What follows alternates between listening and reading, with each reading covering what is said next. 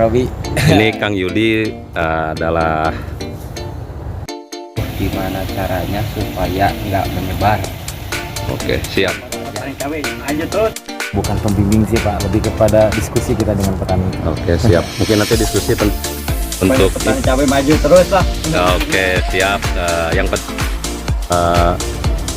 penyakit ya, kurang lebihnya tidak melebar lah ke tanaman yang lain. Mungkin begitu ya Kang Yudi ya. Betul.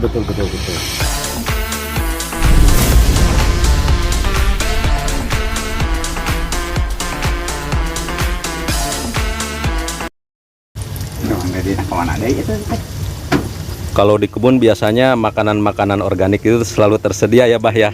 Sampe, bolet. Selalu ada.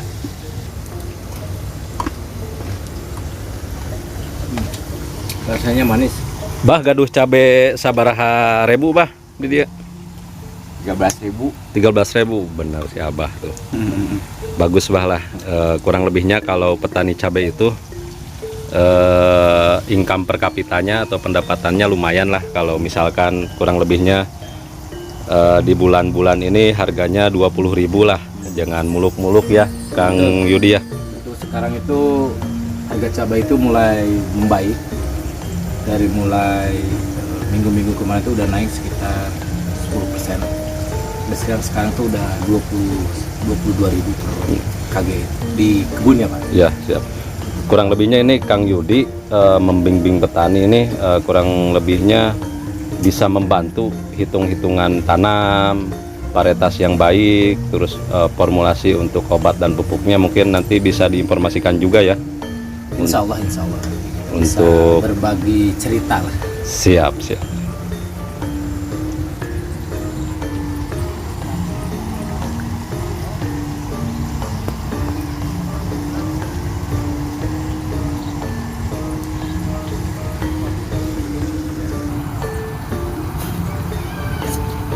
Penyakit.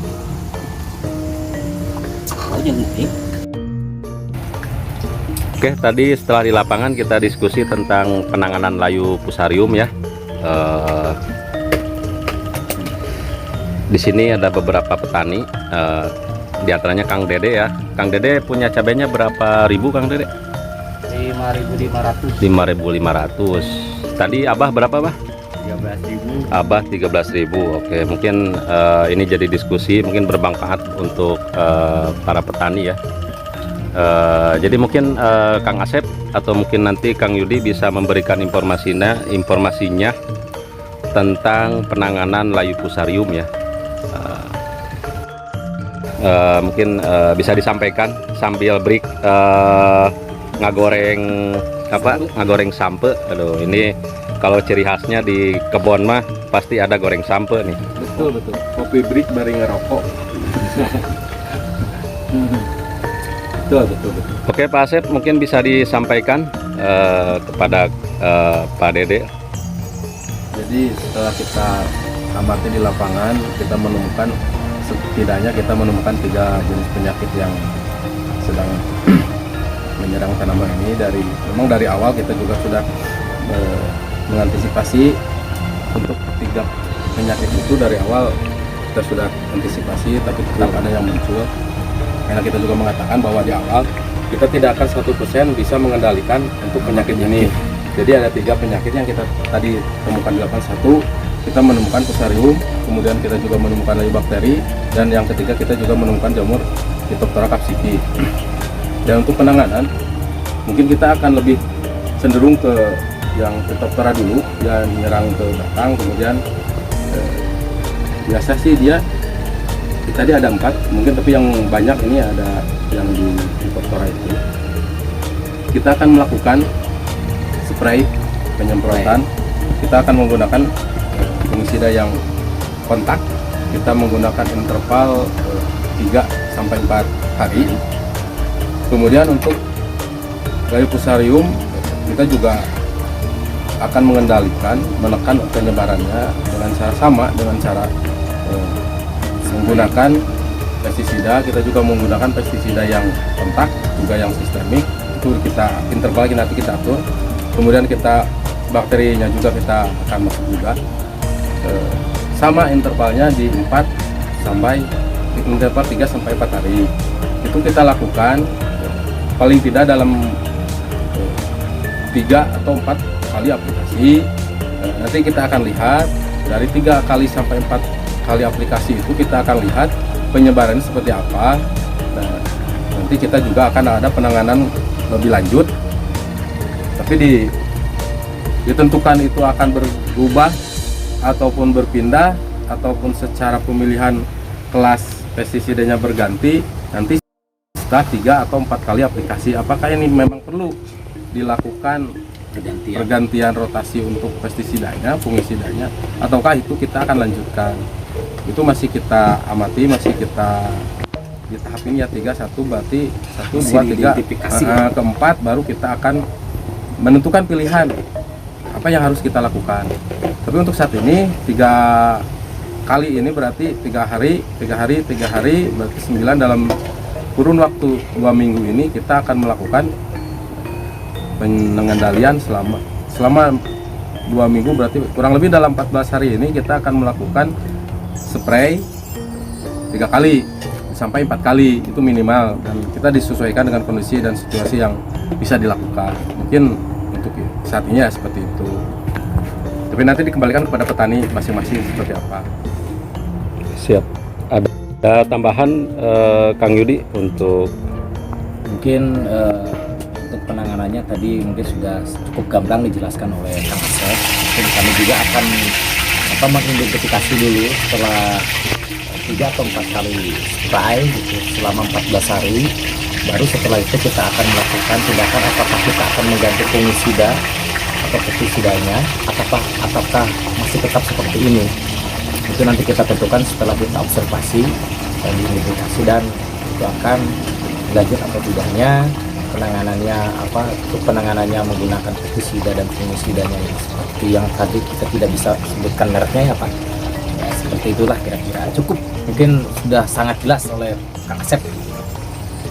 mungkin dari petani, Abah mau ada yang ditanyakan nanti tentang seputar laju bakteri atau bunga atau yang lainnya juga nanti gitu, atau sekarang juga gak apa-apa. Supaya terkena layu kudu kumaha, Bah? Petani mah pokoknya supaya kena itu apa? Layu bakteri. Layu bakteri itu supaya sembuh lah. Ingin petani mah gitu. Pengenangannya nggak tahu Seperti apa? harus seperti apa. Oke. Kalau petani mungkin barusan juga mungkin jadikan pertanyaan. Kalau disembuhkan mungkin nggak mungkin ya. Untuk yang sudah dia sudah mati ya, tidak bisa dikembangkan Iya lagi. betul. Setidaknya kita tidak bisa setidaknya kita bisa membentengi tanaman yang masih sehat ya, Ya, atau jadi tidak kita- melebar ke tanaman yang lain gitu. Untuk wilayah sini saat ini memang untuk penyakit ini memang sudah lumayan agak berat. Sudah nampak di kebun lain pun seperti itu, dan kita pun dari awal sudah menyadari bahwa itu akan terjadi. Cuman ya kita harus mengupayakan dan mengusahakan agar itu masih tetap di bawah ambang ekonomis. Ini kan kita masih di bawah ambang ekonomis, persentasenya masih di bawah 10%. Dan kita harusnya itu kita memang bisa di bawah 2% Untuk sekitaran cabai yang sedang dibudidayakan nih sekarang ini.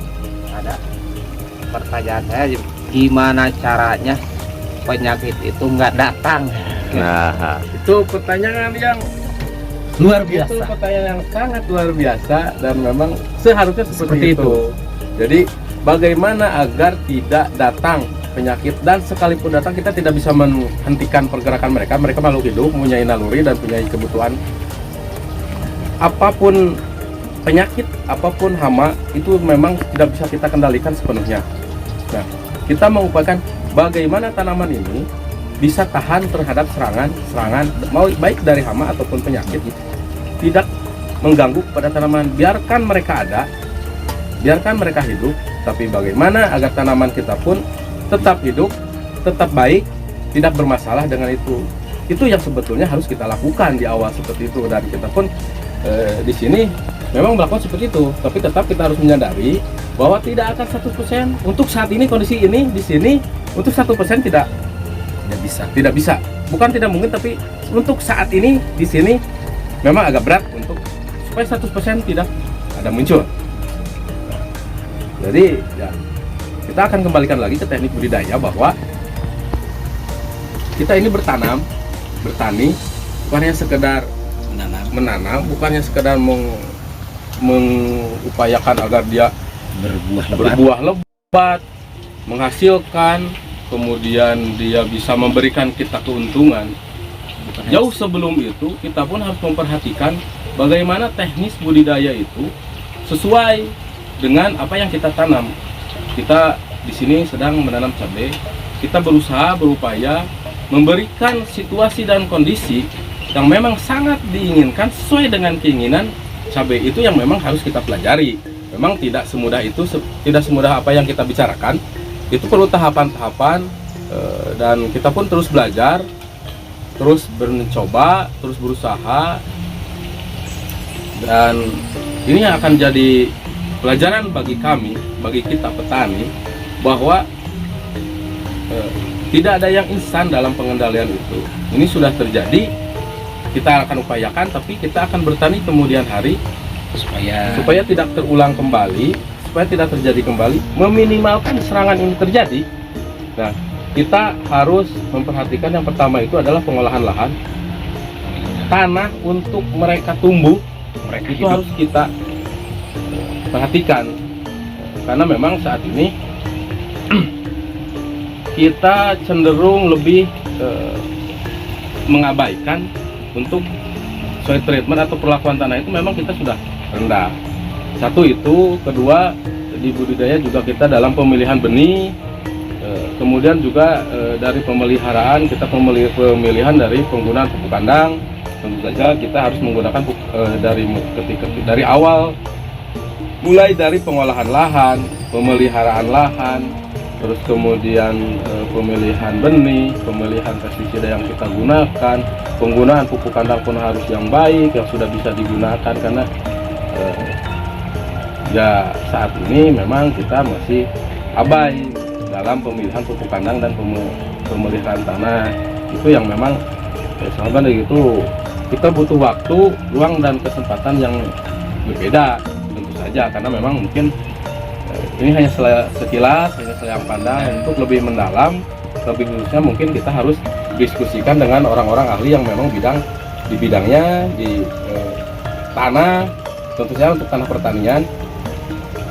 Kemudian juga ada pembahasan diskusi lagi di pengendalian hama dan penyakit. Mungkin kita butuh ruang, waktu yang khusus, karena memang ini tidak akan cukup lah. Instan seperti ini tidak, masih butuh waktu, butuh ruang yang lebar, yang luas, yang cukup, dan masih kita juga membutuhkan keterkaitan orang-orang di bidang masing-masing. Banyak hal untuk mendapatkan kesuksesan. Keberhasilan itu banyak. Tidak cukup dari satu, semuanya harus terpenuhi.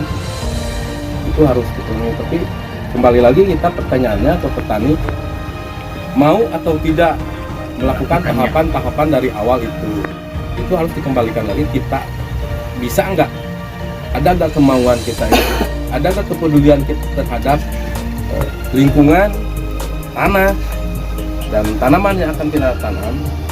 Karena kita lebih kecenderungan, kalau kita melihat ya, kami seperti itu juga, memang kecenderungan kami ya, kita tidak berbicara petani lain ya, kami sebagai petani lebih kecenderungan bagaimana kita bertanam ini produksinya baik, bagus, menguntungkan. Kadang kita abai terhadap lingkungan, kondisi yang memang sangat diinginkan, ideal untuk tanaman ini seperti apa. Tapi nanti kita harus bahas di waktu dan kesempatan lain, mungkin season lah. Oke, Kang Asep, informasinya sangat banyak sekali. Kang Yudi, informasinya sangat banyak sekali, dan sedikit banyaknya pasti ini ada bermanfaatnya bagi petani ya, terutama Abah yang nanamnya lumayan banyak, 13.000 ya. Pak Dede juga mungkin nanti nambah ya Pak Dede ya, untuk tanaman cabenya. Kalau petani sukses itu dan petani berani itu tidak ada ngeluh, tidak ada kapok gitu, kurang lebihnya seperti itu. Tapi harus menggali ilmu-ilmu yang belum tersampaikan atau informasi yang belum tersampaikan. Mungkin itu ya. Ada pertanyaan lain ke Kang Asep atau Kang Yudi untuk saat ini kurang lebihnya? Belum ada sekarang. Belum ada. Intinya mungkin apa ya yang harus disampaikan nih untuk petani cabai saat ini intinya gitu. Intinya pokoknya ngatasi penyakit itu gimana caranya supaya nggak menyebar. Oke, siap. Petani cabai maju terus. Ya. Untuk Petani cabai maju terus lah. Oke, siap. Yang penting tadi ya jangan kapok, terus gali ilmu tentang percabean. Mungkin konten hari ini ya Kang Di disuguhkan sekian. Kang Sep terima kasih informasinya dan sumber-sumber ilmunya yang bermanfaat bagi petani. Kurang lebihnya bisa memajukan petani sekitar ya. Insya Allah kalau kemauannya tinggi dan etos kerjanya baik ya, petani itu bisa menanyakan atau bisa menggali ilmu yang lain, itu insya Allah akan sukses ya. Apalagi nanti didukung dengan harga yang bagus juga. Mudah-mudahan harganya bagus ya Pak Dede, Pak Abah ya, harganya bagus insya Allah. Saya doakan.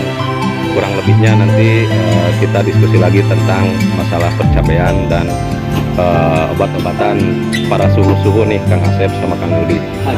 Mudah-mudahan bermanfaat bagi petani dan bagi seluruh petani Indonesia ya. Assalamualaikum warahmatullahi wabarakatuh. Salam petani muda, salam petani sukses. Salam. Salam.